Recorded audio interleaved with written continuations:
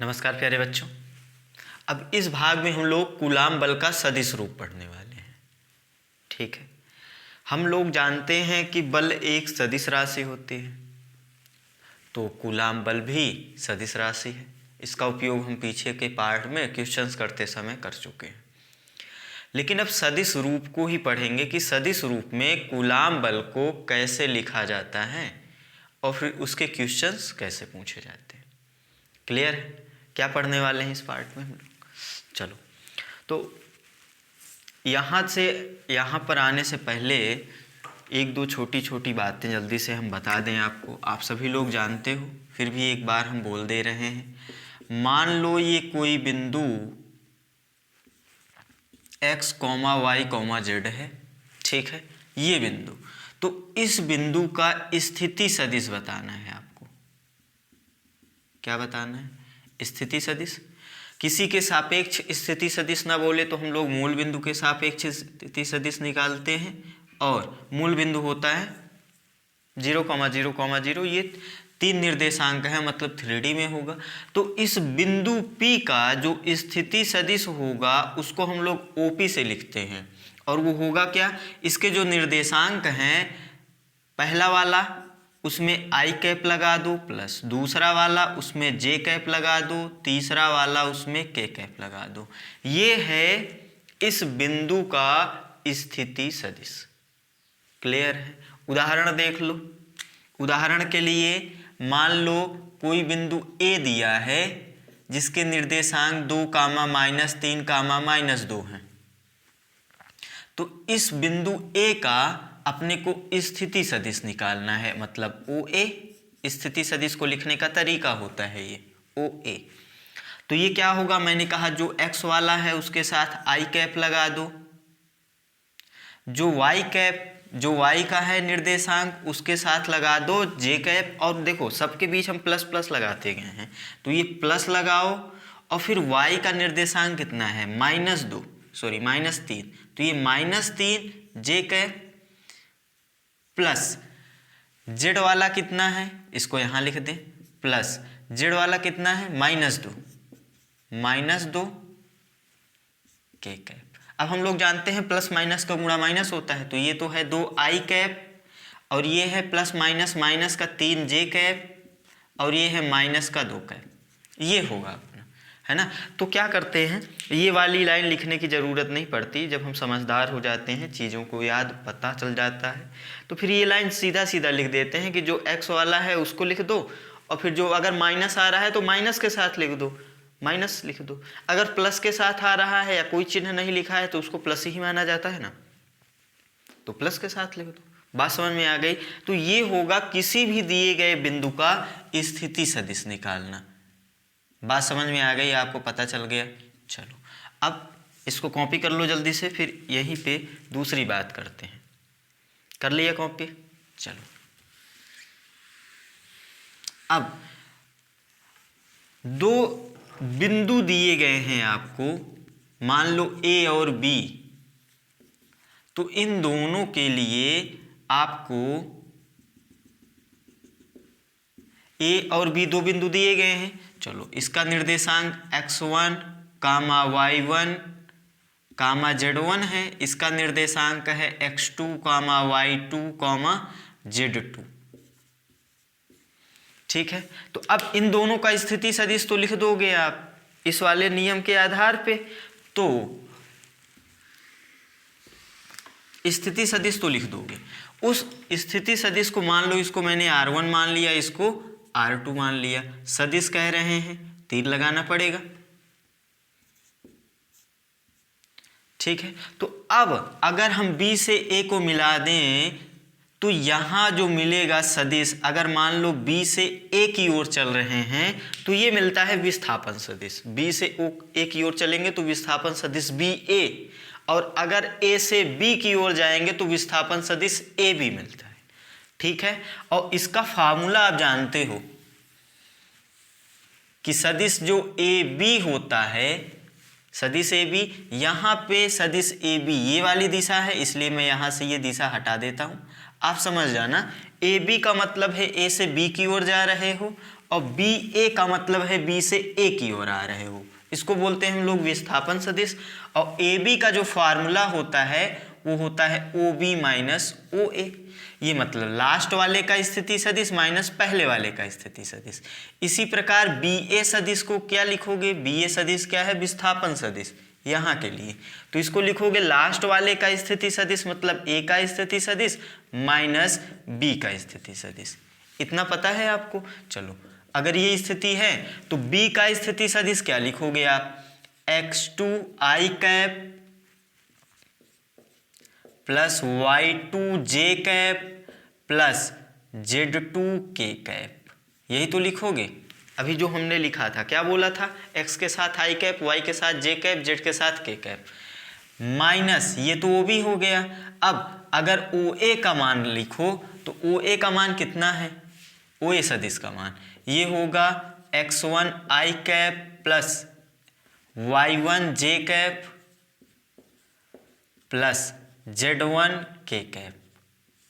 जिन लोगों को ये बातें पता है वो वीडियो को आगे बढ़ाकर जा सकते हैं सीधा इस कॉन्सेप्ट पे।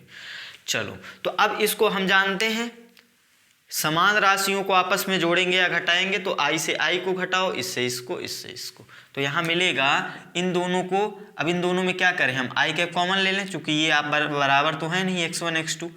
आपको क्या होगा, सवाल में ये मान दिया जाएगा 2 3 4 कुछ, तो घटा दो देना, तो यहाँ से मिलेगा x2 minus x1 i cap plus y2 minus y1 j cap plus z2 minus z1 k cap, ये मिलेगा। ठीक है, इसी प्रकार आप बी ए सदिश भी निकाल लेना, ये होगा ओ ए माइनस ओ बी। इस बार पहले ओ ए का स्थिति सदिश लिखोगे x1 i plus y1 j plus z1 k, जिसको ये चीज़ें पता है वो बढ़ा के जल्दी से आगे जा सकता है। ये है x2 i plus y2 j plus z2 k cap. ठीक है, घटाओगे तो मिलेगा x1 माइनस x2 का i cap plus y1 minus y2 का j cap plus z1 minus z2 का k कैप, ये मिलेगा। ठीक है, अब यहाँ से अगर ये बात ध्यान दो, ये जो बी ए सदिश मिल रहा है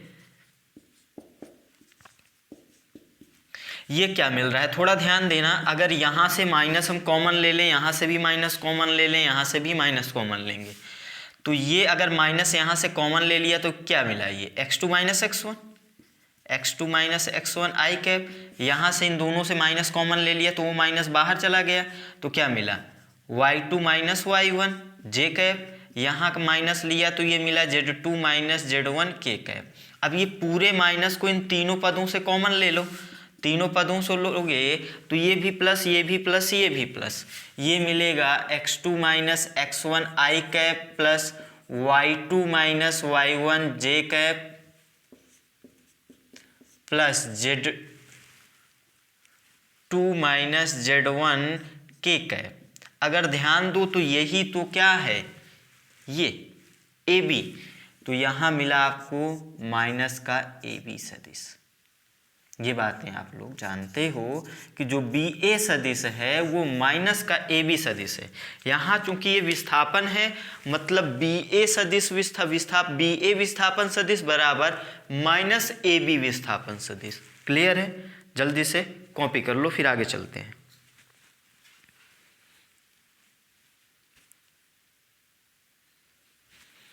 कर लिया आपने, ये सदिश थोड़ा सा यहाँ पे पढ़ लो ताकि अभी इसका उपयोग होगा, है ना, 10 मिनट लगेगा। जिससे बनता है ये चीज़ें वो डायरेक्ट कूलाम नियम पे जा सकता है बढ़ा के वीडियो को। ठीक है, तो अब लगभग हमने सारी बातें कर ली। एक फार्मूला आप जानते हो, कोई भी सदिश होता है तो उसका मॉड कैसे निकालते हैं। कोई सदिश मान लो a है, वो x i cap plus y j cap plus z k cap है, तो इसका जो मॉड होता है वो कैसे होता है, under root x square plus y square plus z square. याद है, कॉपी कर लो। अब सवाल पे आ जाएं हम लोग, अब सवाल पे आ सकते हैं अपने मतलब कूलाम वाले कॉन्सेप्ट। तो सबसे पहली बात सुनो, कूलाम बल में जब हम लोग पढ़ रहे थे तो वहाँ पे हमने ये पढ़ा था कि जब दो आवेश दिए गए थे, ठीक है, तो हमने ये पढ़ा था कि इसके कारण इस पर बल और इसके कारण इस पर बल, इन दोनों के कारण जो लगने वाले बल हैं आपस में परिमाण में बराबर और दिशा में विपरीत होते हैं, ठीक है। इसी कारण हमने ये भी बोला था कि ये न्यूटन के क्रिया प्रतिक्रिया नियम को भी फॉलो करते हैं, और ये भी बोला था कि ये केंद्रीय बल होते हैं, ठीक है। ये सारी बातें हम लोग पढ़ चुके हैं। अपना काम यहाँ से है, क्योंकि ये सदिश रूप है ना, और यहीं पे अगर मॉड लगा देंगे तो परिमाण रूप होगा। फार्मूला आपको पता है मॉड वाला, K∗1Q2/r², यही तो फार्मूला होता था। ये हम बल के परिमाण की बात कर रहे हैं, ये फार्मूला होता था। अब थोड़ा यहाँ पर आते हैं, इसके परिमाण को हमने Q1 मान लिया, इसको मान लिया Q2। यदि हम दोनों को पॉजिटिव मान लें, ठीक है, इस बिंदु को हमने 2 मान लिया, इस बिंदु को हमने 1 मान लिया, तभी इसको Q1 माना, उसको Q2 माना, ठीक है। इनके बीच की दूरी को हमने r मान लिया। अब सोचो, चूंकि दोनों प्लस हैं तो ये इस पर बल लगाएगा इस दिशा में, मतलब इस दिशा में एक बल मिलेगा जिसको हम लोग बोलेंगे F21, 2 पर 1 के कारण, और ये इस पर बल लगाएगा इस दिशा में, इस बल को हम लोग बोलेंगे F12, मतलब 1 पर 2 के कारण। इतना क्लियर है। अब देखो, अगर हम F12 की बात करें, किसकी बात करें, चलो पहले F21 की बात कर लेते हैं, एक ही बात है, चाहे जिसकी पहले बात कर लो। अगर हम F21 की बात करें तो परिमाण तो ये मिलेगा, 2 पर 1 के कारण लगने वाला, 2 पर 1 के कारण लगने वाले बल का परिमाण तो यही होगा, लेकिन दिशा बताओ। 2 पर 1 के कारण इस दिशा में बल लग रहा है, ये इस दिशा में है। अगर थोड़ा सोचो, इस सदिश को इस दिशा में अगर हम इस दिशा में सदिश अब देखो, चल तो हम इसी रहे हैं ना, इसी दिशा में A से B की ओर चल रहे हैं, है ना। चलने का मतलब इसके कारण इस पे बल देख रहे हैं, ध्यान रखना। तो अगर इस वाले सदिश को हम, इस वाली दिशा को अगर r कैप बोल दें तो गलत तो नहीं होगा। देखो r कैप क्या होता है, r कैप होता है एकांक सदिश। r कैप क्या होता है, एकांक सदिश। किसका एकांक सदिश, सदिश r का। तो सदिश r की दिशा में ही एकांक सदिश होगा। एकांक सदिश क्या होता है, जिस सदिश का होता है उसी की दिशा में।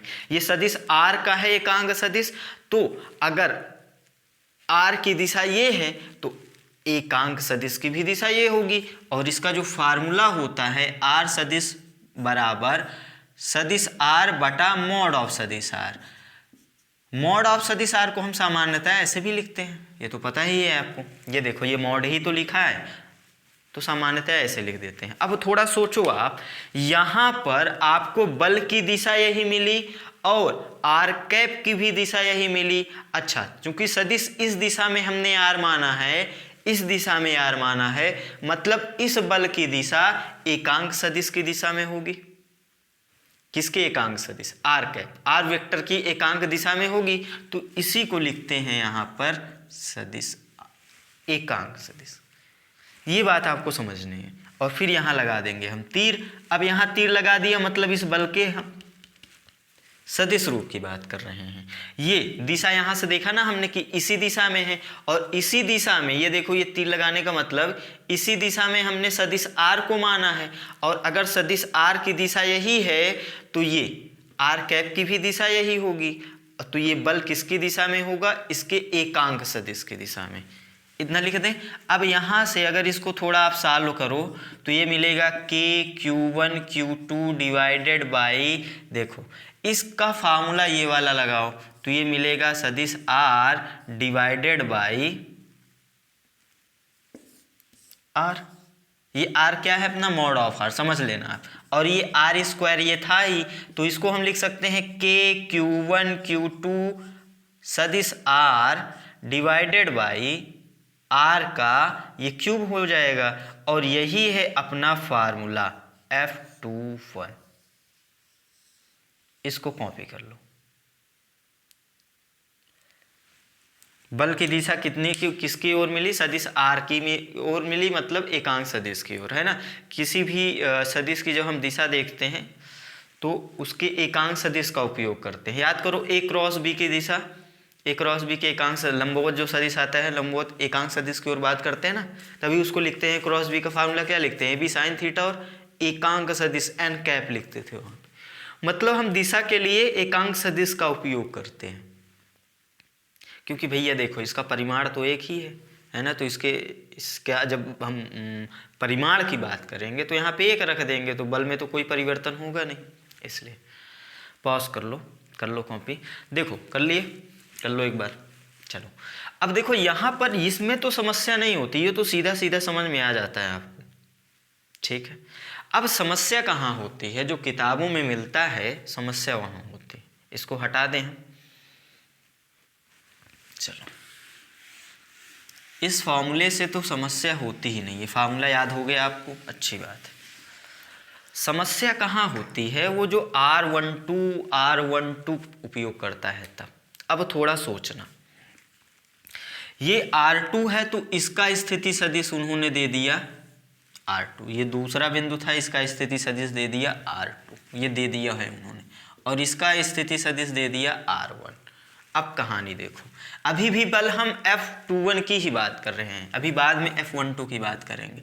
तो F21 का फार्मूला आपने पढ़ा KQ1 Q2, ये है R का क्यूब, है ना। मॉड लगाने की आवश्यकता नहीं है, क्योंकि ऐसे लिखो या फिर ऐसे लिखो, यहाँ पे हमने लिखा था सदिश R, क्लियर है। अब अगर इसको थोड़ा सा और हम लोग अच्छे से लिखें,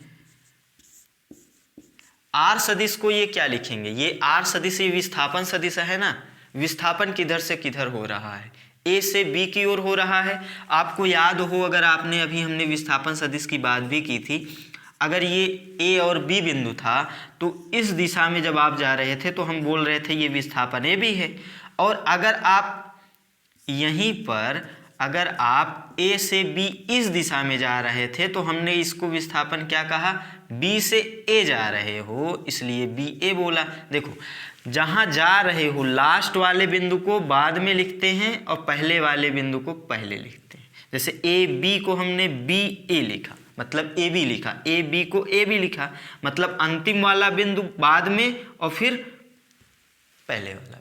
तो उसी प्रकार अब थोड़ा देखो यहाँ पे हम जा कहाँ रहे हैं, मतलब जो अपना विस्थापन सदिश हम आर ले रहे हैं वो इस दिशा में ले रहे हैं, मतलब ये वाला प्रारंभ ये वाला अंत इधर। तो अगर हम इसको आर, जैसे ए बी को हम लोग ए से बी जा रहे थे तो ए बी ले रहे थे, तो इधर जा रहे हैं इधर से इधर, मतलब ये 2 पे जा रहे हैं 1 से जा रहे हैं, तो इसको R12 लिख सकते हैं कि नहीं।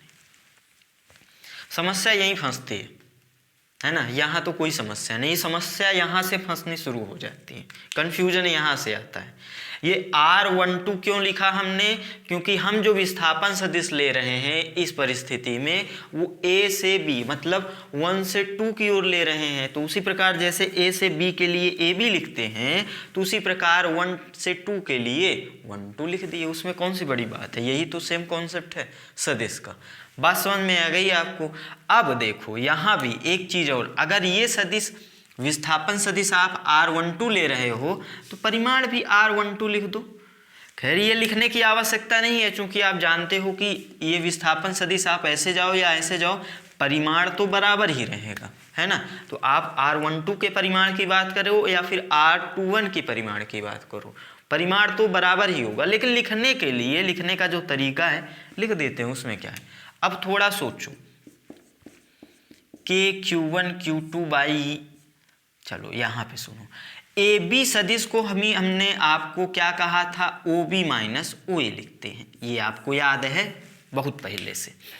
तो मतलब अंतिम वाले का स्थिति सदिश माइनस पहले वाले का स्थिति सदिश, यहाँ जा रहे हो आप 1 से 2 जा रहे हो तो अंतिम क्या है 2, तो दूसरे का मतलब अंतिम वाले का स्थिति सदिश और माइनस पहले वाले का स्थिति सदिश। अंतिम वाला ये है पहले वाला ये है, तो अंतिम वाले का स्थिति सदिश R2 ये बोल रहे हैं और पहले वाले का R1 बोल रहे हैं, तो इसकी जगह हम लोग लिख सकते हैं R2 माइनस R1। कौनो समस्या नहीं।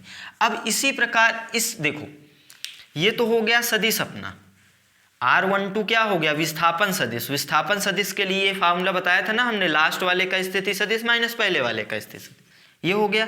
अब मतलब ये जो सदिश है, ये पूरा R जो था, ये जो पूरा R था, इसको हमने लिख दिया इस दी गई स्थिति में जो R माना है ये सदिश, इसको हमने लिख दिया सदिश R2 माइनस R1। कोई समस्या नहीं, R ही को तो लिखा है हमने, R बोलो या यहां पे हमने R12 भी बोल दिया था इसको। जगह कम पड़ रही है, ऐसे लिख देता हूं, यहां पे लिख लो।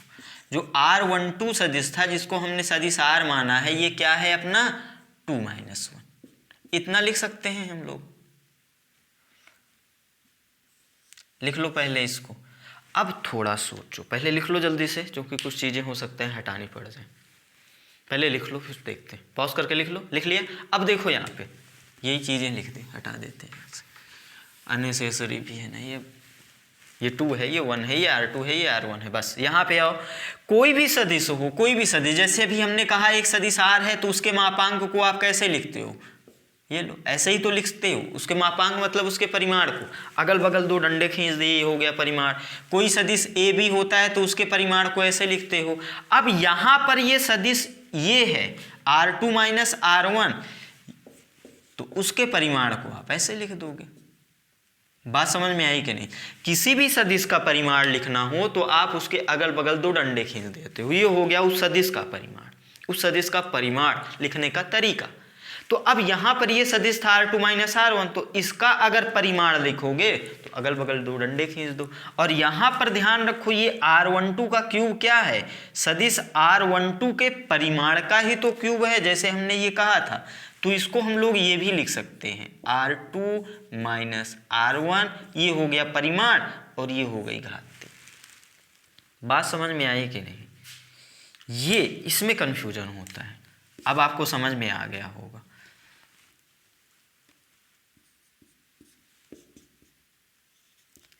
तो देखो, आपको तीनों रूप में ये याद रखना है, एक रूप तो ये, दूसरा रूप ये, तीसरा रूप ये। इन तीनों रूप में से किसी भी एक रूप में सवाल आपसे पूछा जा सकता है। इसके ऊपर वाला एक रूप, और अगर इसी को हम सिंप्लीफाई कर दें, मतलब इसी के बराबर लिख दे रहे हैं, ये डायग्राम वगैरह तो आपने बना ही लिया है। इसी को हमने क्या लिखा था, KQ1 Q2 divided by R square, और यहाँ पे एकांक सदिश R का ये। तो इन 4 रूप में से कोई भी रूप आपको दे दे, अब आप बता दोगे, या तो एकांक सदिश के रूप में, या उस सदिश के रूप में जो बीच की दूरी है उसके सदिश के रूप में, या 1 2 1 2 ला दे। क्लियर है ना? लिख लिए आप? लिख लो, चारों फार्मूले एक साथ लिख लो। कैसे आता है ये हमने आपको बता दिया। अब कंफ्यूजन नहीं होगी आपको, चाहे जो दे, चाहे जो रूप दे वो। अब इसी का जस्ट रिवर्स यदि करना हो, अभी हमने रिवर्स करने का मतलब, अभी हम F21 निकाल रहे थे, अब अगर F12 निकालें, क्या निकालें, F12, देखो उसका डेरिवेशन आप स्वयं करना, मैं कुछ बातें यहाँ पे बोल दे रहा हूँ। ये Q2 है, इसका स्थिति सदिश R2 है, ये Q1 है, इसका सदिश स्थिति सदिश R1 है, बीच की दूरी R है ना, ये दोनों धनात्मक हैं, ठीक है। अब थोड़ा सोचो, यहाँ की बात करें हम, अब इस वाले बल पे कर रहे हैं, इस वाले आवेश पे बल की बात कर रहे हैं, मतलब इस दिशा में बल लगेगा, सीधा बनाना है आपको। तो इसके कारण इस पे ये जो बल लग रहा है F12, 1 पर 2 के कारण इस दिशा में बल लग रहा है। अब थोड़ा सोचो, हमने इस वाली दिशा को R सदिश माना था ना, ये जो सदिश R था हमने इस दिशा को मान लिया है। तो एक दिए गए केस में ऐसा तो है नहीं कि इस बार इसके माना था, अब इस बार इसमें मान लेंगे, नहीं। एक दिए गए सवाल में हम दिशा बार बार नहीं पलटेंगे, मतलब हमने R की दिशा ये मानी थी, याद है आपको। तो अब इसके लिए सालो करें या इसके लिए, इन दोनों के लिए R की दिशा यही होगी। बात समझ में आ गई? तो अब हम F12 सदिश रूप में लिखना चाहते हैं, लिख लो, पहले इतना लिखो, ये लिख लिए हो, चलो आगे चलते हैं।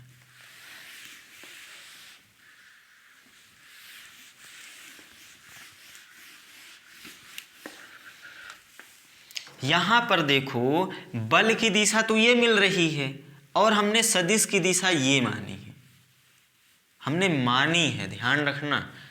अभी जब हम सवाल करने पे आएंगे तब हम वहां पे कुछ और बोलेंगे, आपको क्या बोलेंगे वो बात की बात है, पहले यहाँ पे सुनो। हमने इस दिए गए सवाल में हम आर सदिश की दिशा ये मान लिए हैं, मतलब विस्थापन सदिश की दिशा ये वाली माने हैं, और बल की दिशा ये मिल रही है, मतलब एक दूसरे के विपरीत हैं। तो यहाँ पे जो हम लोग F12 लिखने वाले हैं वो लिखेंगे KQ1Q2 बटा आर स्क्वायर और माइनस का आर कैप लिखेंगे। ध्यान रखना कि इस दिए गए सवाल में हम आर सदिश को इस तरह मान लिए हैं तब ये लिखे हैं, अगर नहीं माने होते तो कुछ और लिखते, वो सवाल में भी हम आगे बात करेंगे।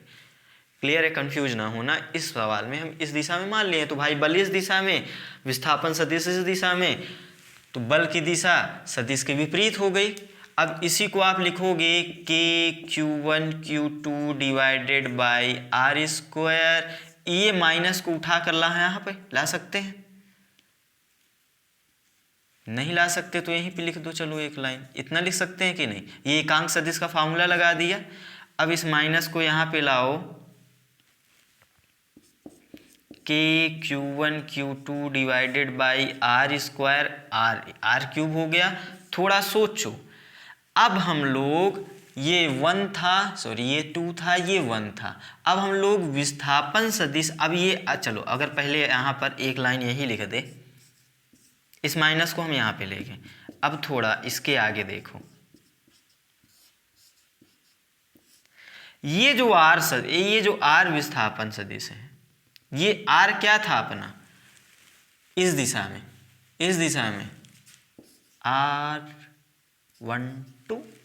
R12 ही तो है ये।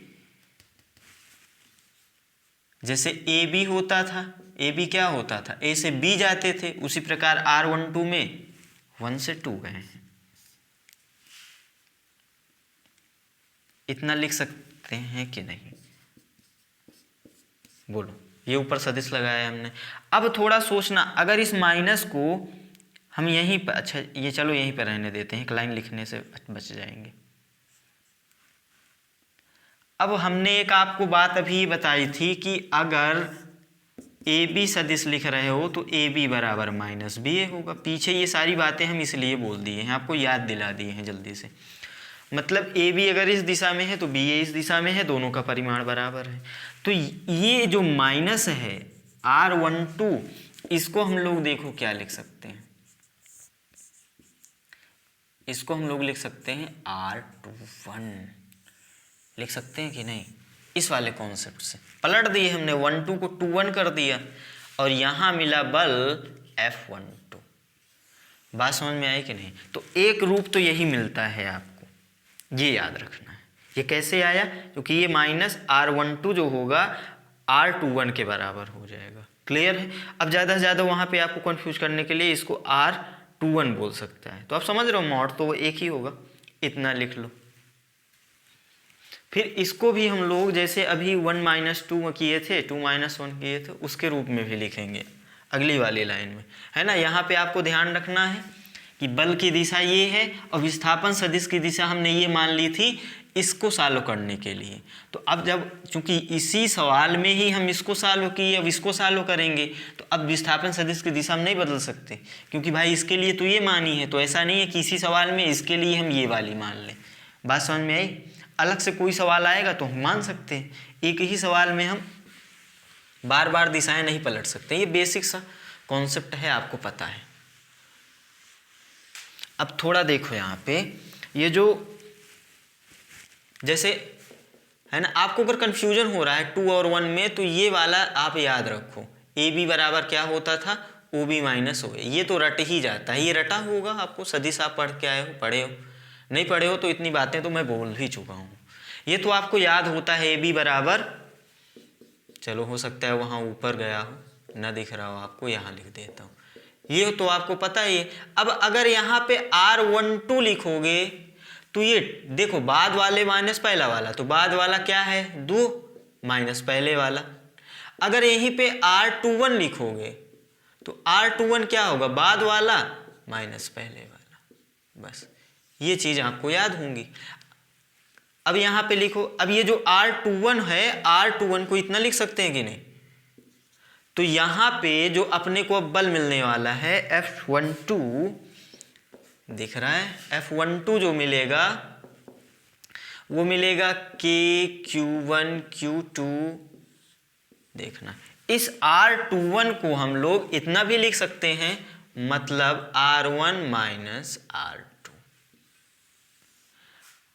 ठीक है, और इसी का ये मापांक तो था, ये परिमाण जो था R3, इसी सदिश का ये परिमाण था, मतलब इसी का परिमाण यहाँ आएगा, मतलब R1 माइनस R2 का क्यूब।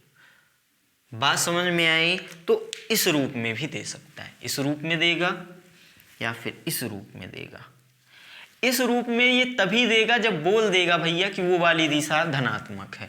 ठीक है, तो इतना लिख लो, समझ गए होगे आप। ये कन्फ्यूजन यहाँ हो जाता है, तो अब नहीं होगा, है ना, क्योंकि आप याद कैसे रखोगे, ए बी की मदद से आप याद रखो, अगर याद करने में समस्या हो रही है तो।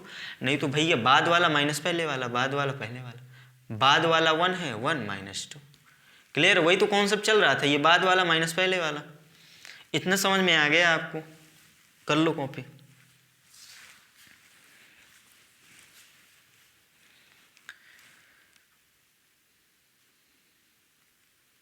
चलो सवाल ले ले।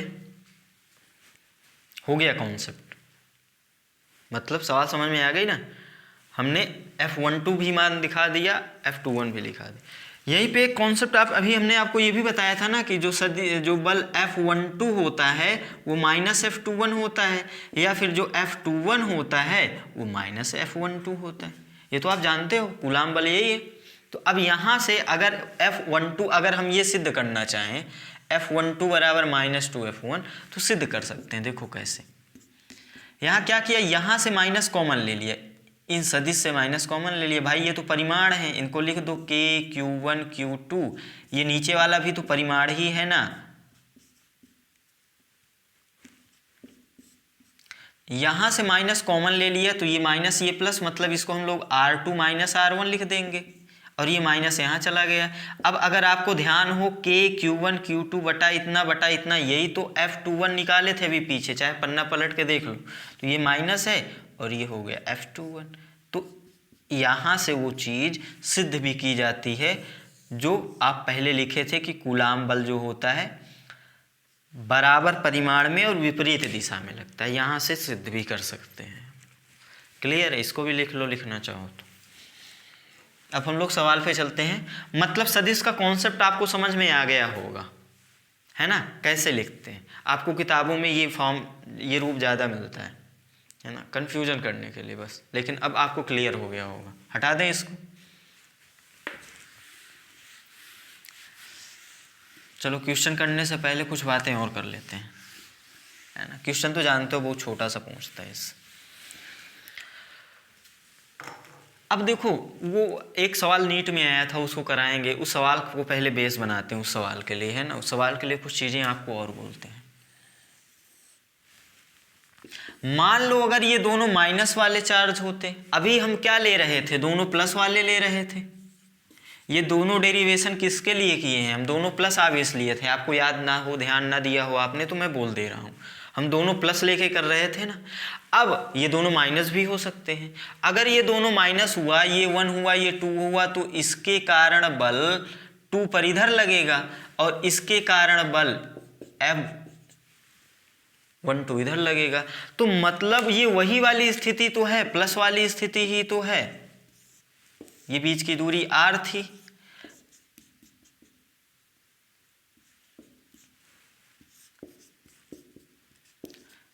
कुछ समझ में आ रहा है आपको। अगर अब मान लो इसका डेरिवेशन तो हमने कर दिया, इसका डेरिवेशन करना चाहोगे तो आप क्या करोगे, फिर इसके लिए लिखोगे और ये वाली दिशा पॉजिटिव मान के इसको पॉजिटिव कर दोगे और ये वाली दिशा नेगेटिव, तो ये माइनस आर कैप लगा दोगे यहाँ पे, तो सॉल्व करोगे तो यही रिजल्ट आएगा। मतलब अगर प्लस प्लस हो या माइनस माइनस हो तो स्थिति परिस्थिति एक जैसी ही दिख रही है, क्योंकि ये देखो बल बाहर, इसके लिए विस्थापन ये तो एक ही दिशा में, और अगर विस्थापन की दिशा ये मान लिए तो इसके कारण इस पर बल इस दिशा में, तो बल और विस्थापन विपरीत दिशा में, तो वो माइनस आर कैप लगा दोगे। ये वाली स्थिति जो भी किए थे हम लोग, है ना, मतलब प्लस प्लस या माइनस माइनस के लिए सेम मिलेगा। क्लियर है, ध्यान रखना इस बात को, क्योंकि हो सकता है कभी डाउट आ जाए सवाल करते समय। अब अगर यहीं पे हम एक माइनस एक प्लस कर दें तो क्या होगा, कहानी तो अब होने वाली है। अगर हम एक माइनस एक प्लस कर दें तो सोचो क्या करोगे, सोचोगे और क्या करोगे।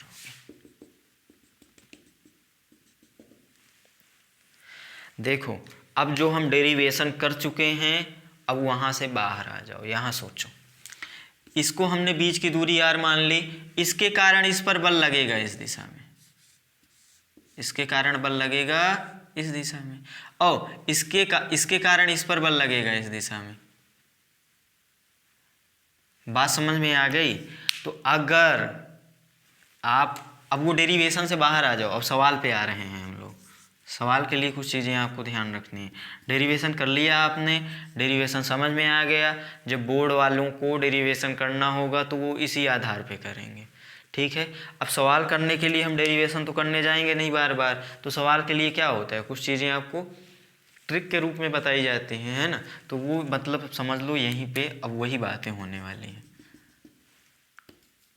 है ना। डेरिवेशन में तो सारी बातें याद रखनी पड़ेगी कि भैया इधर बल लिए थे तो इधर विस्थापन, तो इधर वाला बल एक ही दिशा में, और अब अगर ये विस्थापन ले लिए हो तो ये वाला बल विपरीत दिशा में, है ना, क्योंकि डेरिवेशन करोगे दोनों का। अब जो सवाल पूछेगा कैसे देखेंगे, यहाँ पर आ जाओ, सवाल लिख दो।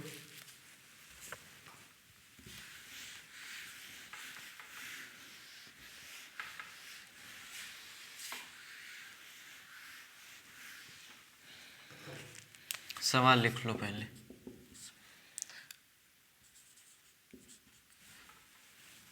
लिखो सवाल, मैं बोल भी रहा हूं। दो समान प्रकृति के परिमाण में Q मान वाले आवेश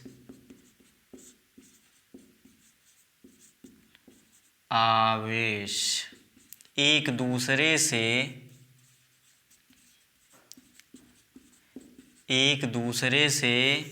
r दूरी पर रखे हैं, इनके बीच F मतलब ये कूलाम बल, इनके बीच कूलाम बल होगा। निकालना है आपको। विकल्प दिए गए हैं KQ² R² सदिश R। बी विकल्प दिया है KQ² डिवाइडेड बाई R²। सी विकल्प दिया है KQ² R²।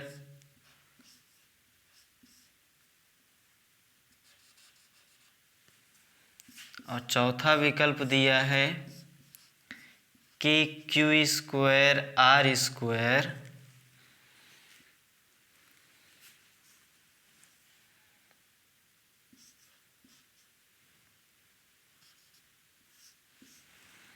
पॉज करो, आंसर निकालो, है ना।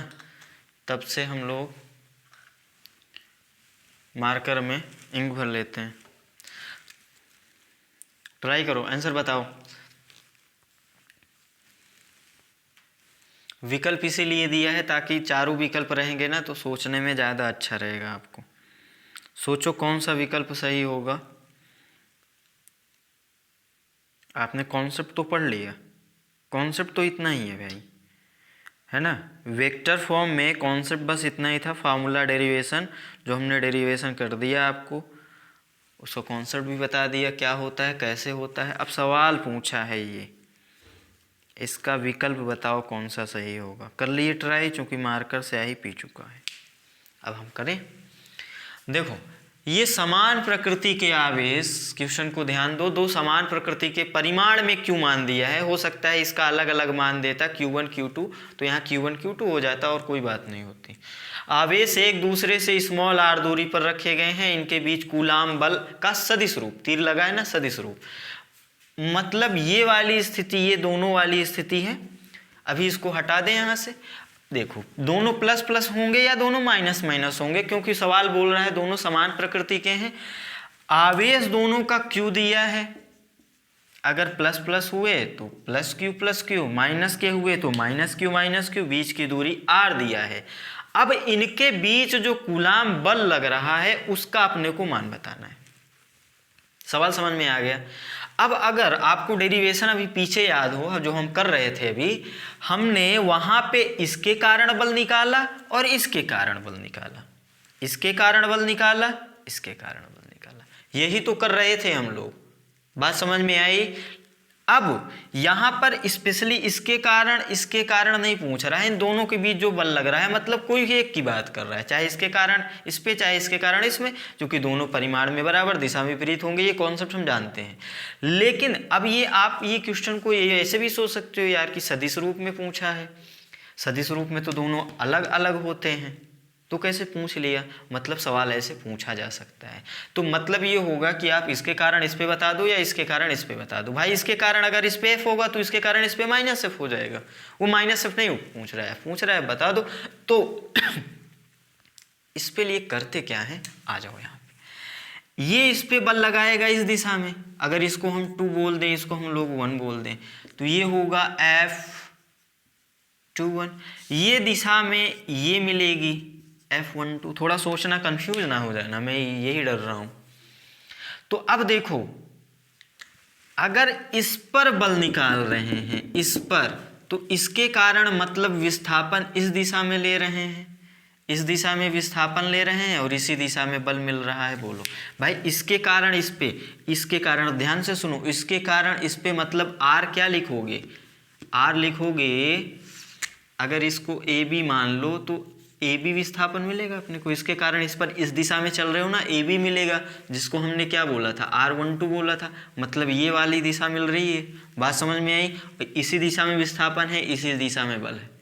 क्लियर है। इधर आ जाओ, इसके लिए F12 ये है और इसके कारण इस पे मतलब विस्थापन ये मिल रहा है। विस्थापन की भी दिशा एक है, बल की भी दिशा वही है। इसके कारण इधर जाओगे तो विस्थापन क्या मिलेगा, R12 मिल जाएगा, R21 मिल जाएगा, ये वाला विस्थापन। अगर इसको AB मान लिया तो ये BA मिल जाएगा। बात समझ में आई कि नहीं। तो देखो यहाँ पर विस्थापन, दोनों परिस्थिति में विस्थापन और बल एक ही दिशा में मिल रहे हैं। अब डाउट में आ गए आप कि अभी जब डेरिवेशन कर रहे थे, सुनो डाउट नहीं रखना है, अभी जब हम लोग डेरिवेशन कर रहे थे तो इसके कारण इस दिशा में विस्थापन माना, इस दिशा में बल माना, लेकिन इसके कारण विस्थापन यही था, इस दिशा में था, और बल इस दिशा में था। वो भी सही है। वो कब सही है, जब हम इसके लिए डेरिवेशन किए और इसके लिए डेरिवेशन किए, एक दिशा मान लिए थे। ठीक है। अब हम यहाँ पे सवाल करने के लिए R की दिशा भी फिक्स नहीं कर रहे हैं, R की दिशा हम फिक्स नहीं कर रहे हैं। मतलब अगर इसके कारण निकालेंगे, मान लो अभी इसके कारण हम निकाल ही नहीं रहे हैं, मतलब इस पर निकाल ही नहीं रहे हैं, हम सिर्फ इस पर निकाल रहे हैं, इस पर हम नहीं निकाल रहे हैं। तो इस पर निकालेंगे तो विस्थापन की भी दिशा यही और बल की भी दिशा यही, तो ये हो सकता है ये वाला, ये जो बल है यही तो होगा। इस पर बल निकाल लो इसके कारण। क्या इस पर भी निकालना है, क्या ये पूछा है कि दोनों के कारण निकालो, नहीं, तो सिर्फ इसके कारण निकालना है, तो यही तो आंसर होगा, मतलब विस्थापन और बल एक ही दिशा में। बात समझ में आई। अगर मान लो इसको हम नहीं निकालेंगे, इस पे निकालेंगे, इस पे हम निकालना ही नहीं चाहते, इस पर निकालना चाहते हैं, तो विस्थापन की दिशा ये, बल की भी दिशा ये, दोनों एक ही दिशा में, दोनों एक ही दिशा में, मतलब एकांक सदिश R कैसा होगा, पॉजिटिव। यहाँ पे ये वेक्टर आर हो गया ना, तो ये मॉड बटा में क्यूब जाएगा, ये स्क्वायर लिया है इसलिए गलत हो गया ये। यहाँ पे ये माइनस आ गया, चूंकि विस्थापन और बल एक ही दिशा में है इसलिए ये गलत हो गया। यहाँ के लिए बात करें वही क्यूब नहीं है, क्यूब होता तो सोचते। बात समझ में आई कि नहीं आई? देखो कंफ्यूज ना हो जाना, चूंकि डेरिवेशन में हम कुछ और बोल रहे थे, यहाँ पे कुछ और बोल रहे हैं। दोनों में अंतर समझ लेना, दोनों एक ही बातें हैं जो अलग अलग तरीके से की गई हैं। डेरिवेशन में हम लोग इस पर भी निकाल रहे थे, इस पर भी निकाल रहे थे। अच्छे से यही एक लाइन याद कर लो बस। डेरिवेशन में हम लोग इस पर भी निकाल रहे थे, इस पर भी निकाल रहे थे।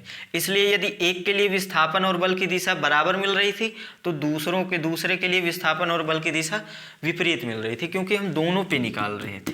बात समझ में आई? सवाल जो कह रहा है वो सवाल कह रहा है इनके बीच मतलब किसी एक पर। तो अगर किसी एक पर निकालोगे तो किसी एक पर निकालने के लिए अगर इस पर निकालोगे तो इस पर नहीं निकालोगे, इस पर निकालोगे तो इस पर नहीं निकालोगे, मतलब एक बार में एक पर ही निकालोगे। तो एक बार में अगर एक पर ही निकालोगे तो विस्थापन इधर बल इधर पॉजिटिव, अगर इसके लिए नहीं निकालोगे सिर्फ इस पे निकालोगे तो विस्थापन इधर बल इधर, ये भी पॉजिटिव। क्लियर है? सेम काम यही माइनस वाले के लिए कर सकते हैं, क्योंकि बल की दिशा यही, अगर सिर्फ इस पर निकालें हम तो बल की दिशा ये, विस्थापन की दिशा ये, पॉजिटिव, दोनों एक ही दिशा में। और जो यही तो होगा, इनके बीच बल यही तो होगा। अगर कहो आप नहीं, इनके बीच बल इस पे जो लगेगा वही इनके बीच बल, तो इस पे देख लो बल की दिशा ये, विस्थापन की दिशा ये। मतलब ये है जब हम लोग डेरिवेशन कर रहे थे ना तो एक साथ दोनों पे निकाल रहे थे, इसलिए एक पे बल की दिशा विस्थापन के समान आ रही थी, दूसरे पर बल की दिशा विस्थापन के विपरीत आ रही थी, क्योंकि वहाँ हम विस्थापन की दिशा तो फिक्स ही करेंगे ना। यहाँ पर हम चूंकि इनके बीच बल की बात कर रहे हैं, सिर्फ एक पर ही बल की बात कर रहे हैं, इनके बीच बल का मतलब सिर्फ एक पे बल निकाल रहे हैं, तो सिर्फ अगर एक पे बात करेंगे हम तो बल और विस्थापन की दिशा एक ही मान लेंगे, पॉजिटिव वाले। क्लियर हुई? कंफ्यूज ना होना, अच्छे से समझ लेना, लिख लो। इस सवाल में अगर आपको कंफ्यूजन हो रही है हटा दो, है ना। ऐसे सवाल मैंने तो बहुत ढूंढा, कहीं मिला नहीं मुझको ये, है ना। तो कंफ्यूजन हो रही हटा दो। अगला एग्जाम्पल करते हैं, जो कि आया है कहाँ पर, नीट में। इसको समझो, इसी कॉन्सेप्ट से ये भी समझ में आएगा, है ना। जो कंपटीशन वाला है वो समझे, बोर्ड वाला हटा दे इसको, बोर्ड में ऐसे सवाल नहीं पूछता, बोर्ड वाला इसको हटा सकता है। समझ में नहीं आ रहा है तो कोई बात नहीं, चलो। हमने तो पर्याप्त कोशिश की आपको समझ में आए, लेकिन फिर भी अगर डाउट हो रहा है तो इस सवाल को हटा दो आप, वो डेरिवेशन याद रखो, क्योंकि बोर्ड में डेरिवेशन ही पूछता है, ठीक है। अब देखो सवाल आ जाओ यहाँ पे, नीट में ये पूछा है सवाल, 2003-4 में पूछा रहा होगा कहीं पे, पूछा है मतलब, है ना। तो देखो हाइड्रोजन परमाणु जिसकी त्रिज्या ये बोल रहे हैं R, इसमें यहाँ पे एक इलेक्ट्रॉन चक्कर लगा रहा है। अब जानते हो हाइड्रोजन परमाणु है, इलेक्ट्रॉन होगा, चक्कर लगा रहा है। बात समझ में आ गई? सवाल क्या है, हाइड्रोजन परमाणु जिसकी त्रिज्या R दी गई है, उसमें एक इलेक्ट्रॉन चक्कर लगा रहा है। सवाल ये है, सवाल मैं लिख देता हूँ चूंकि वहाँ भी विकल्प देंगे। आप जानते हो नीट या कंपटीशन जेईई में विकल्प वाले क्वेश्चन आते हैं, विकल्प में चुनना पड़ेगा आपको। तो सवाल मैं लिख देता हूँ, सवाल क्या कह रहा है, नाभिक, नाभिक जानते हो आप, नाभिक व इलेक्ट्रॉन के बीच लगने वाला कूलाम बल F कितना होगा। 4 विकल्प देगा वो आपको। पहला विकल्प दिया है k² r² r कैप। दूसरा विकल्प दिया है k² r², इसको चलो r³ कर दें, क्योंकि आप जानते हो ना विकल्प ऐसे देता है 3 गलत होता है अगर सिंगल करेक्ट होगा तो एक सही होगा, लेकिन उस विकल्प में वो कलाबाजी करता है। कंफ्यूजन के लिए बस, कंफ्यूजन क्या है, जो इसका कॉन्सेप्ट क्लियर होता है उसको कहाँ काहे का कंफ्यूजन भैया।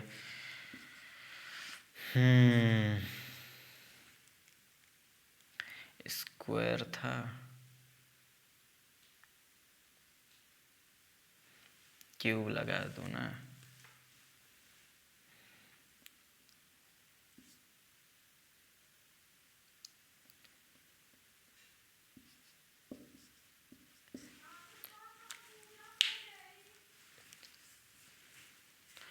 पॉज करो, कॉपी करो, कॉपी करके ट्राई करो एक बार अपने से सॉल्व करने के लिए। किया ट्राई, आया आंसर? ये होगा या ये होगा?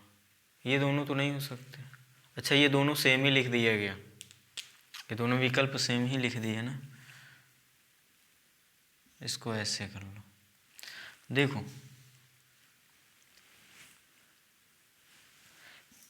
ये तो होगा नहीं, क्योंकि अगर ये यहाँ पे एकांक सदिश आ जाता है तो यहाँ पे स्क्वायर ही रहता है, क्यूब नहीं रहता। अच्छा, अगर कोई सदिश आ गया तो बटा क्यूब जाता है ये, और इसी को तो हम इस रूप में लिख सकते हैं ना, मतलब ये दोनों वाले विकल्प एक ही तो हो गए, है ना, ये दोनों विकल्प एक ही हो गए। अब आप समझ सकते हो, चलो इन दोनों में चेक करो आप, ये होगा कि ये होगा, या फिर तीनों को चेक कर लो, बात वही पड़ेगी। अब थोड़ा सोचो आप, जैसे अभी हमने पीछे आपको बताया उसी के कॉन्सेप्ट के आधार पे, अभी आप समझ गए ना, हाइड्रोजन परमाणु है। अब ये हटा देते हैं, परमाणु की अब जरूरत नहीं है अपने को, इसको थोड़ा ऐसे लिखते हैं। आप ये तो जानते हो कि ये इलेक्ट्रॉन है, मतलब इस पे आवेश कैसा होता है, ऋणात्मक।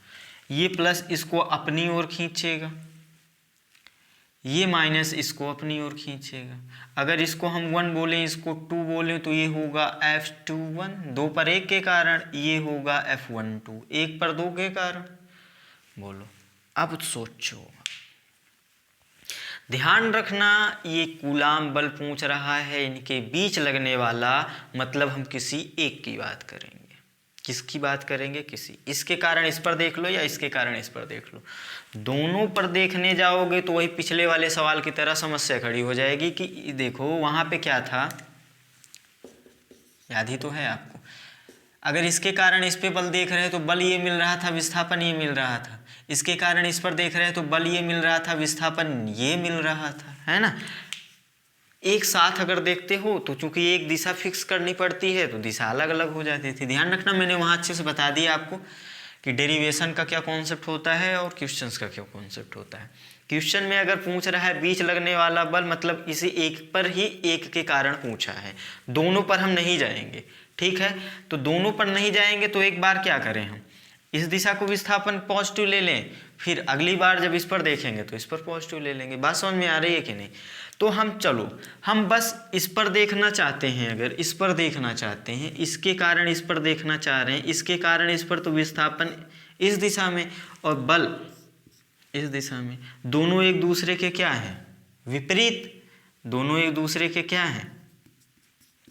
तो अपना जो F होगा वो होगा KQ1 Q2 divided by R square. ये जो एकांक सदिश होगा वो माइनस का होगा। ये माइनस का क्यों हुआ? क्योंकि यहाँ अगर विस्थापन, इसके कारण अगर विस्थापन ये है तो बल ये है। अब नहीं पता ये पॉजिटिव ले रहे हो नेगेटिव ले रहे हो, कुछ भी ले लो, मतलब विपरीत हो गया ना, एक प्लस लोगे तो एक माइनस लोगे, तो ये माइनस आ गया। बात समझ में आई? ये हुआ KQ1 Q2, ये नाभिक है। अब देखो हाइड्रोजन परमाणु है, हाइड्रोजन परमाणु में एक इलेक्ट्रॉन एक प्रोटॉन, मतलब यहाँ का धनावेश भी, इसमें एक ही प्रोटॉन है ना, और प्रोटॉन का आवेश भी E के परिमाण में बराबर ही होता है, तो इसका भी E हो गया, उसका भी E हो गया, तो E स्क्वायर हो गया, और ये हो गया माइनस का R कैप, माइनस का R कैप। ये अपना विकल्प तीसरा सही है। बात समझ में आई इस क्वेश्चन में कि नहीं?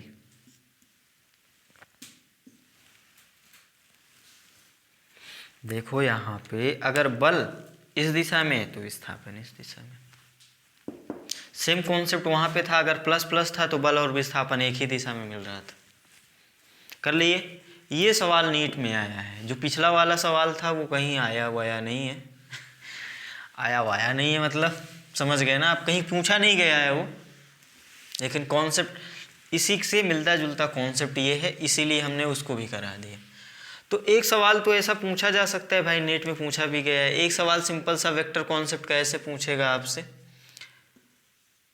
दो बिंदु दिए हैं जिनके स्थिति सदिश मान लो 1 2, ए का स्थिति सदिश इतना दिया है, बी का मान लो दिया है 2 -4 और 5। इस पे जो आवेश है वो है प्लस का 2 कूलाम, इस पे है प्लस का 5 कूलाम। निकालना है FAB। FAB क्या है? ए पर बी के कारण, ए पर बी के कारण। तो अब देखो समझ में आ गया आपको क्या करना है, फार्मूला लगाओ। ध्यान रखना ये सदिश लगाया ना हमने, सदिश रूप में निकालना है, परिमाण नहीं निकालना है। ये होगा K Q1 Q2 divided by R square, इतना हो गया। इनके बीच की दूरी R मान लो। अब A पर निकाल रहे हो ना, A पर, इसके कारण यहाँ A पर निकाल रहे हो तो बल की दिशा ये मिलेगी। और इसको अगर हम R1 मान लें, इसको अगर हम लोग R2 मान लें, तो ये जो सदिश यहाँ मिलने वाला है, चलो 1 2 के ही रूप में बात करते हैं। आप 1 2 के रूप में याद किए हो, है ना। तो यहाँ पर याद करो क्या आता था, 2 1 आता था, ये याद होना चाहिए। आप बल की दिशा से ऐसे भी निकाल सकते हो, है ना, चाहे फार्मूले से निकाल लो, चाहे आप समझ गए कि विस्थापन अपने को ये वाला मिलना है, ये वाला विस्थापन मिलना है। बात समझ में आ गई। तो अब यहाँ पे वैल्यू डाल दो, K इंटू Q1 का वैल्यू कितना है 5, Q2 का वैल्यू क्या है 2, इनके बीच की दूरी, तो पहले R21 निकाल लो। चलो R21 ही लिख देते हैं अभी, R21 मॉड का स्क्वायर। इतना तो कॉपी करो यार, आप आंसर निकालो। सिंपल सी कैलकुलेशन ही तो है, सारी बातें हमने आपको बोल दी हैं क्या होता है कैसे होता है। चलो यहाँ कर रहे हैं, तब तक आप आंसर निकाल लो, है ना। अगले वाले पार्ट में जा सकते हो आप, निकालो के बंदा ही होगा ये। अब ये R21 बार बार अभी बोला ही है, कैसे निकालते हैं R21। R21 कैसे निकालते हैं, R1 माइनस R2। बोलो R1, चाहे अगर आपको ये फार्मूला नहीं याद होगा, मान लो ये फार्मूला भूल गया कि यहाँ R12 आएगा कि R21 आएगा, तो आप देख लो बल इस दिशा में, तो विस्थापन भी यही वाला ले लो, इसी दिशा वाला विस्थापन क्या ले लोगे, इस दिशा से इस दिशा आ रहे हो, मतलब 2 से 1 आ रहे हो, तो अगर B से A आते तो BA लिखते, तो यहाँ से यहाँ आ रहे हो तो 2 1 लिखोगे। बात समझ में आ गई। तो अब वैल्यू R1 आपको पता है, I cap plus 2J cap plus 3K cap minus R2 कितना है,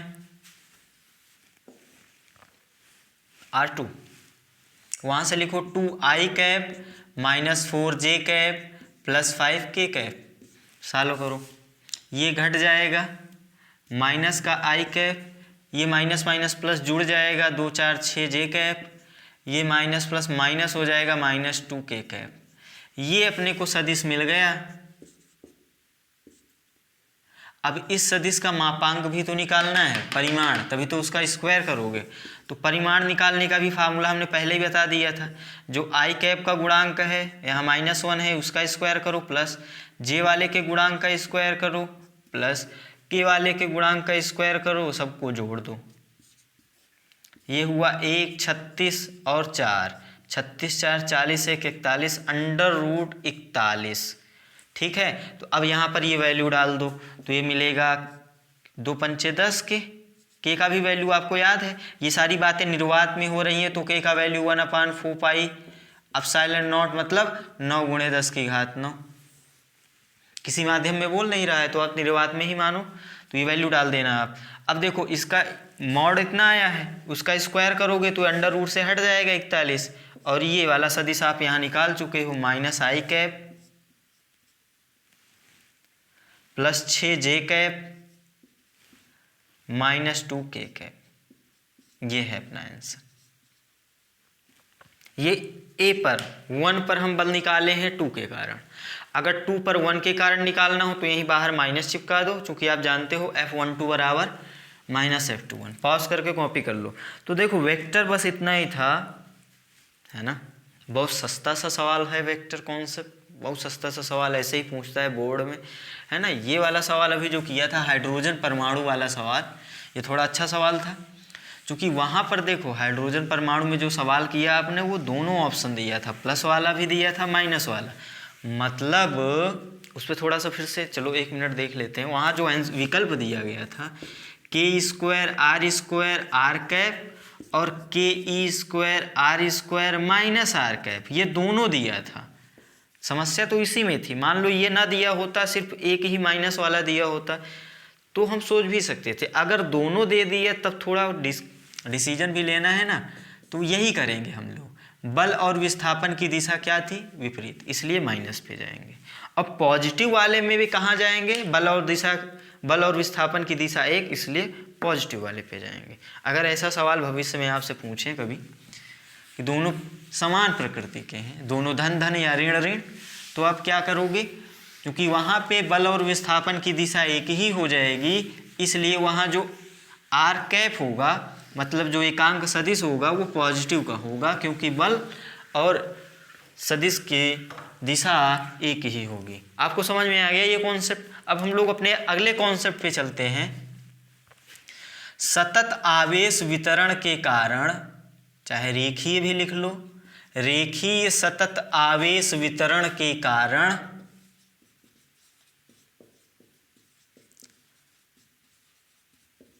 कारण किसी आवेश पर बल, किसी आवेश पर बल, कूलाम बल, ठीक है। मतलब ये है कि एक रॉड है, एक छड़ है जिसको बोलते हैं हम लोग, उस पे एक समान रूप से आवेश वितरित है, ठीक है। इसकी लंबाई आपको दे दी गई है, इसका आवेश दे दिया गया है कैपिटल Q, लंबाई L। इससे कुछ दूरी पर एक बिंदु आवेश रखा हुआ है स्मॉल q। चलो ये दूरी आप d ले लो, इसकी लंबाई L पता चल गई। अब निकालना है आपको इस रॉड के कारण इस आवेश पर बल, कूलाम बल, ठीक है। ऐसा सवाल आपको याद हो तो हम लोग वहां पे करे हैं, कहाँ पे? गुरुत्वाकर्षण में। सेम कॉन्सेप्ट मिलता जुलता है ना। तो हमको निकालना है इस रॉड के कारण आवेश पर या आवेश के कारण रॉड पर। पलट देंगे तो वो भी आ जाएगा ना दिशा बस। अब जानते हो कूलाम का बल क्रिया प्रतिक्रिया फॉलो करता है।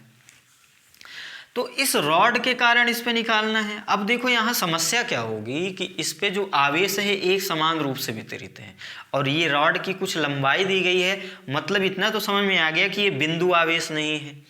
ये तो बिंदु आवेश है, ये बिंदु आवेश नहीं है। हम जब कूलाम बल पढ़ रहे थे तो वहाँ पे हमने एक बात ये देखी थी कि भैया कूलाम बल बिंदु आवेशों के लिए लगेगा। अब ये तो बिंदु आवेश है नहीं, तो अब यहाँ पे तो कूलाम बल जो है अपने पास F = KQ1Q2 divided by r²। इसको नहीं लगा सकते, हम परिमाण की बात कर रहे हैं ना, दिशा आप समझ जाओगे। तो अब ये वाला फार्मूला तो यहाँ नहीं लगा सकते क्योंकि ये बिंदु आवेश नहीं है।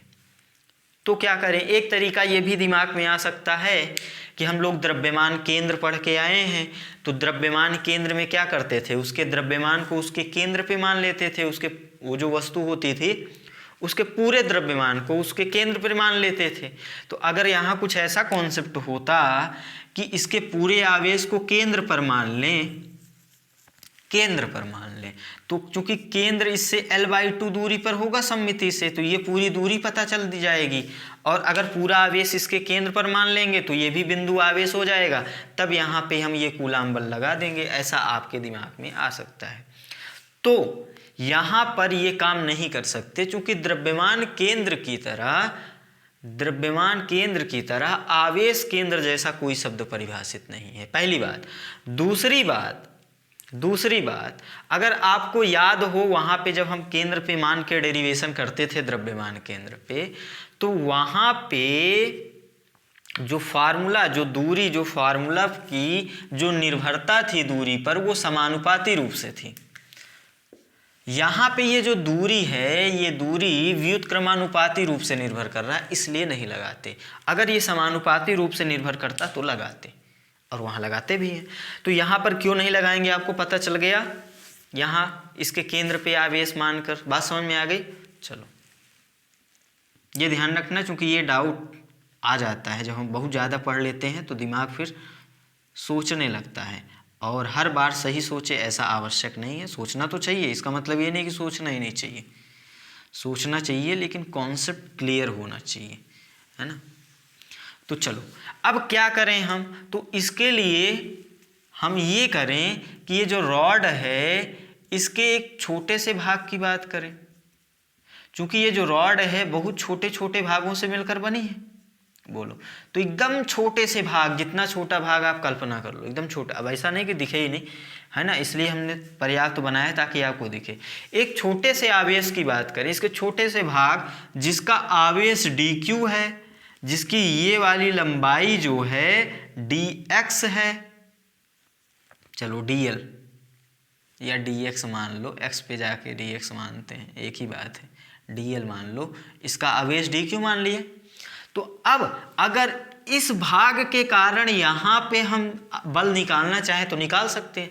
भाई ये छोटा सा भाग होगा, मतलब ये भी बिंदु द्रव्यमान जैसा व्यवहार करेगा, सॉरी बिंदु आवेश जैसा, और ये भी बिंदु आवेश है। अब हम कूलाम का बल यहाँ पे लगा सकते हैं। तो हम करते क्या हैं, ऐसी चीज को सॉल्व करने के लिए इस आवेश से x दूरी पर हम लोग dx लंबाई का एक भाग मान लेते हैं, dx लंबाई का एक भाग जिसका आवेश क्या था dq। बात समझ में आ गई, एकदम छोटा सा भाग जिसका आवेश dq है और लंबाई dx है, x दूरी पर इस आवेश से मान लिए हैं। तो अब ये जो आवेश है छोटा सा भाग और ये आवेश, इन दोनों के बीच अब कूलाम का बल हम लगा सकते हैं। तो ये कितना होगा kq, एक का आवेश तो dq है इस वाले का, और उस वाले का आवेश q है। बात समझ में आई। और इनके बीच की दूरी कितनी है, x। अब ये मत कहना बीच की दूरी x प्लस dx होगी, है ना, इस बहुत छोटा सा होगा, नगण्य होगा इसकी तुलना में, इसलिए इसको लगभग 0 मान लेंगे, तो ये स्क्वायर हो जाएगा। बात समझ में आ गई। अब देखो यहाँ पे ये तो था dq, इसके कारण अगर चलो ये धनात्मक आवेश, धनावेशित थी रॉड, और ये भी अगर धन की होगी तो बल की दिशा, इसके कारण इस पर बल की दिशा ये मिलेगी। बोलो, अब ये तो टुकड़ा हमने एक से छोटा सा माने हैं, ये छोटे छोटे टुकड़े तो इसमें बहुत सारे हैं ना, बहुत सारे छोटे छोटे टुकड़े हैं। तो अगर एक छोटा टुकड़ा ये भी देख लें चलो, तो इसके कारण भी बल की दिशा इधर मिलेगी। मतलब जितने भी टुकड़े होंगे इन सभी के कारण बल की दिशा तो एक ही मिल रही है। तो हम क्या करें, इनके छोटे छोटे टुकड़े सभी के कारण ये निकले, ये बल लिखे, ये dF हो जाएगा। भाई छोटा सा आवेश था जिसके कारण छोटा सा बल लगेगा। इतना समझ में आया।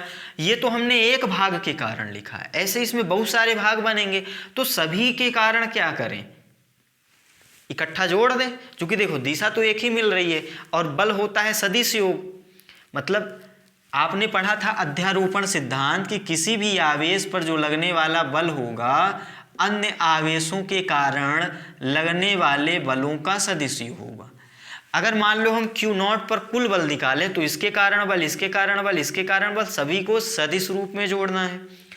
यहाँ भी वही काम तो कर रहे हैं, इस वाले आवेश के कारण, इस वाले आवेश के कारण। इसी प्रकार यहाँ पे बहुत सारे आवेश हैं, सभी के कारण यहाँ पे हम निकालना चाहते हैं बल कुल। तो क्या करें, सभी को सदिश रूप में जोड़ दें।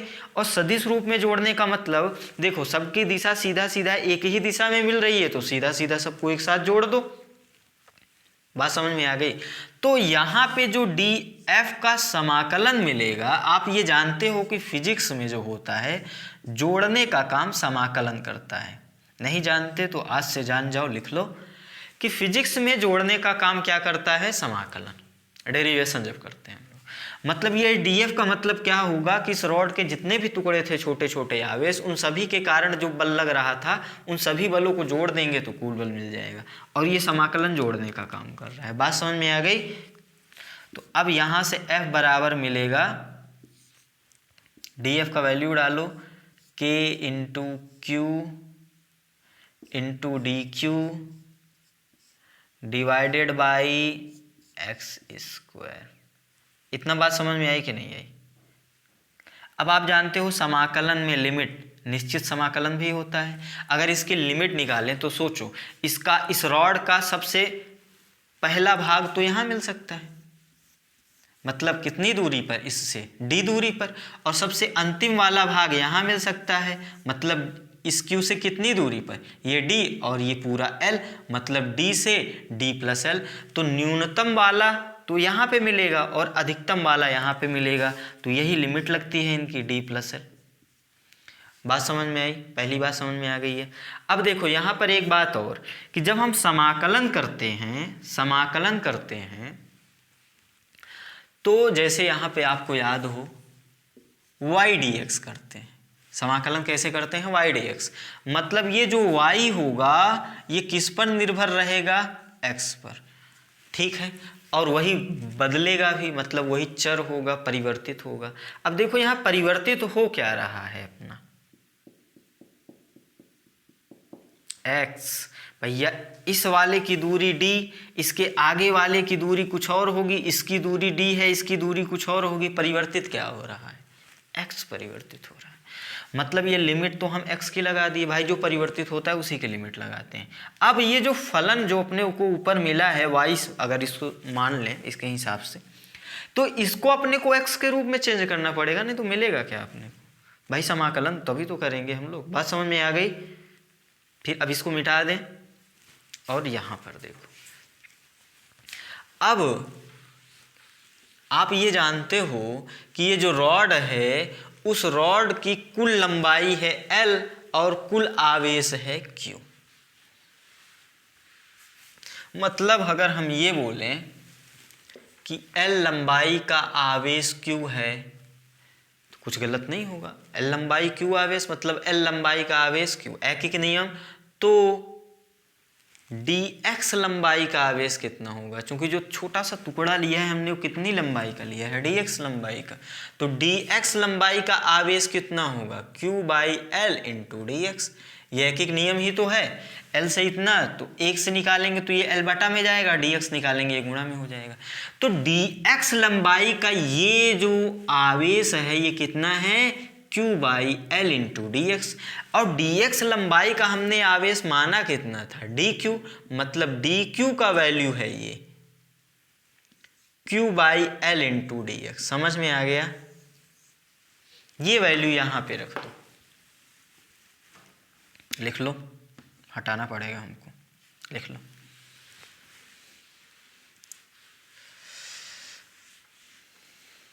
लिख लिया करो जब बोले तो, है ना। देख रहे हो जगह के हिसाब से काम नहीं बन पाता। यहाँ से f कितना मिला आपको? इधर ही खड़ा हो जाता हूँ सीधा। ये k, देखो जो कांस्टेंट होता है उसको बाहर निकाल देते हैं, आप समाकलन रूल जानते हो। ये q, ये भी तो कांस्टेंट है, ये भी तो नियतांक है भाई। जिस आवेश पे आप बल निकाल रहे हो वो नियत है, वो तो बदल नहीं रहा है। तो ये q बाहर निकाल दो, k बाहर निकाल दो, अभी बहुत सारी चीज़ें और हो सकता है। ये dq की जगह वैल्यू रख दो q बटा एल इंटू डी एक्स, यही तो आया था dq का मान, और ये बटा में है एक्स स्क्वायर। ये बदल रहा है, इसको नहीं निकालेंगे। अब देखो यहाँ से q भी नियतांक है, l भी फिक्स है, तो इसको भी बाहर निकाल दो। ये हुआ k q बाई एल, बचा क्या? dx upon x square. इसी को हम लोग लिख सकते हैं 1 बाई एक्स स्क्वायर dx। आपको समाकलन याद होगा, समाकलन के लिए फार्मूला x पे पावर n बराबर क्या होता है? x पे पावर n के लिए n+1 डिवाइडेड बाई n+1। अब इसको सॉल्व करोगे तो ये ऊपर जाएगा, x पे पावर -2 होगा, x पे पावर -2 रखोगे, -2 + 1 -2 + 1। तो इसका जो समाकल, अच्छा लिमिट लगा दो, लिमिट नहीं भूलना है, d से d + l। तो 1 बाई एक्स स्क्वायर का समाकलन आप सॉल्व करोगे तो आएगा माइनस का 1 बाई एक्स, माइनस का 1 बाई एक्स। ये लिमिट है कहाँ से कहाँ तक?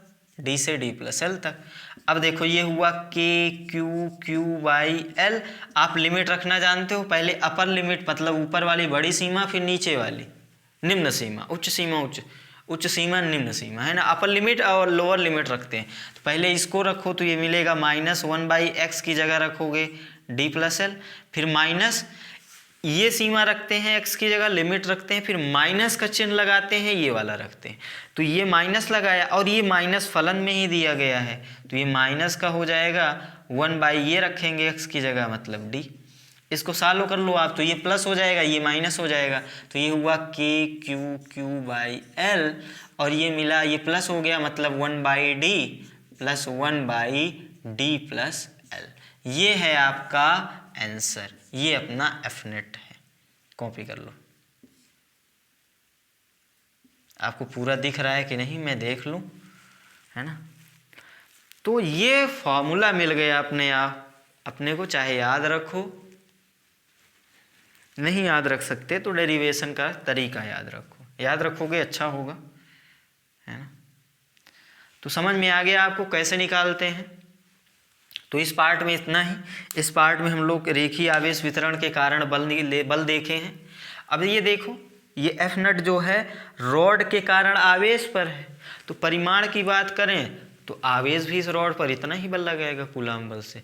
अगर रॉड इस आवेश पर इस दिशा में बल लगा रही थी तो आवेश इस दिशा में लगाएगा, बस जितना रॉड आवेश पर उतना आवेश रॉड पर। बात समझ में आ गई? ओके, तो फिर अगले पार्ट में मिलते हैं।